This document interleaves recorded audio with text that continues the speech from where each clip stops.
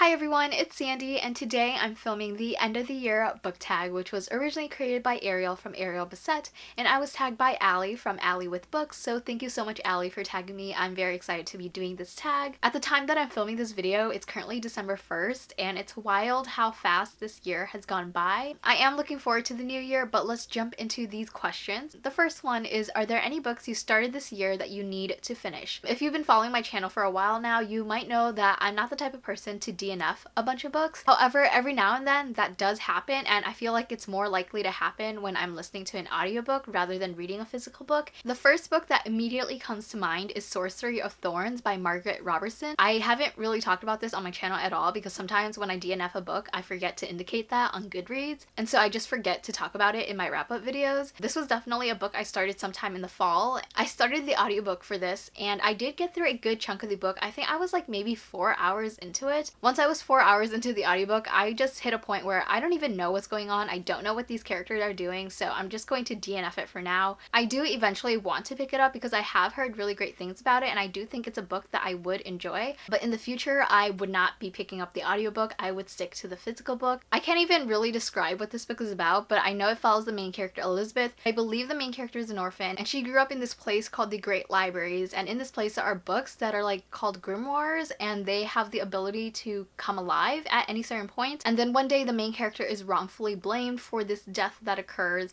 and she's on the run or something. Since I haven't fully read it, I know that is a very poor synopsis of the book, but it is definitely a book I want to pick up again in the future. The second question is, do you have an autumnal book to transition into the end of the year? This one was sort of a hard question for me to answer because when I think of an autumnal book, I think of a book that takes place during the fall, and when I read books I really don't pay attention to the season that the story takes place in, unless the season is a huge part of the story. But a book that I recently read in November and that gives me fall vibes is The Turn of the Key by Ruth Ware. I will definitely be talking more about this book in my November wrap-up. This is a book that really caught me by surprise because I ended up enjoying it a lot more than I thought I would. This is a book that follows our main character Rowan, who just got hired as the nanny for a family in Scotland. And the whole book is essentially her writing a letter to a lawyer to advocate for her because she has been wrongfully charged for a crime that she did not commit, and this crime involves the death of one of the children that she was nannying for. So I do think this is a really great book to pick up around Halloween time because it's creepy and it's spooky,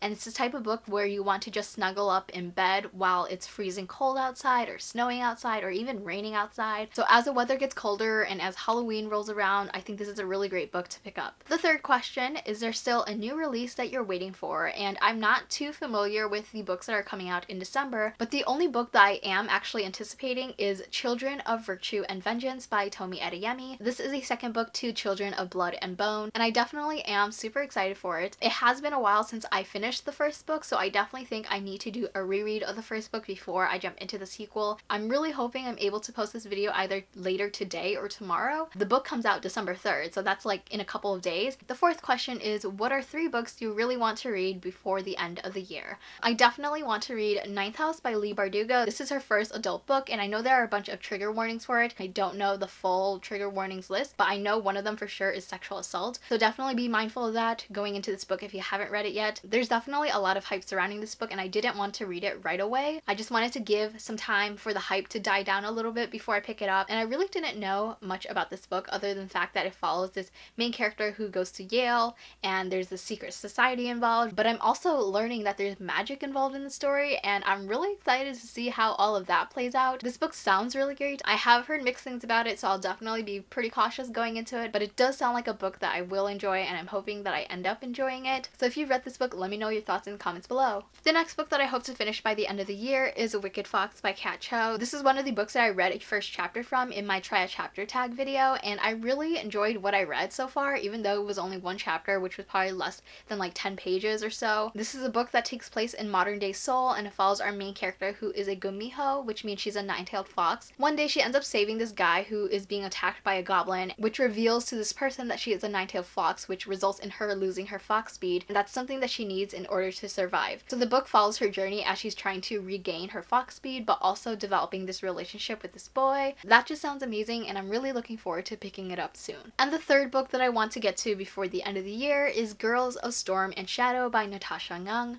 This book came out in November, and I haven't read it yet. I do want to reread the first book before going into this book, but knowing me, that probably isn't going to happen, so that's why I've been putting off reading this book, because usually when it comes to sequels, I don't enjoy them as much as the first one because I'm not as connected to the world as I was when I first read that first book, and it's been a while since I've read Girls of Paper and Fire, so I'm just not as emotionally attached or invested in the characters and the storyline, but this is a book that I do want to get to pretty soon. The fifth question, is there a book that could still shock you and become your new favorite book of the year? I don't want to repeat any of the books that I've already mentioned, but out of those 3 books that I mentioned in the previous question, I think Wicked Fox definitely has high potential in becoming a new favorite of the year. But focusing on the first part of the question, which is a book that could shock me, and I feel like Queen of Nothing is a book that could shock me. Unpopular opinion, but I didn't enjoy The Wicked King, so I don't think Queen of Nothing will become a favorite of mine for the year, but I definitely do think that it's a book that could shock me with the twists and turns that takes place throughout the story, because Holly Black is definitely a queen of plot twists and surprises, and I am looking forward to seeing all of that play out in the 3rd and final book. I'm not in a rush to read this book right away, but I'm definitely still trying to avoid spoilers, so please don't spoil me for this book, but I do think this is a book that will surprise me. And the final question is, have you already started making reading plans for 2020?